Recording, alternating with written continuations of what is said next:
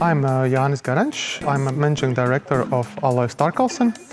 We are in Aloja, in our factory now. Aloja-Starkelsen is a leading organic potato starch producer, and we provide to whole Europe and also in North America and Asia organic foodstuff producers with functional organic ingredients.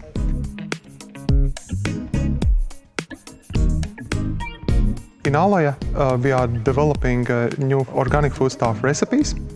We are cooperating with more than 150 farmers who is supplying raw materials for our organic processing.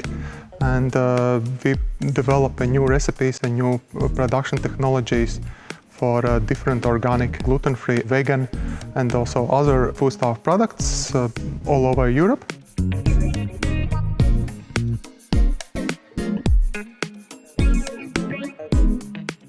We have a good knowledge and experience how to develop really interesting and modern products.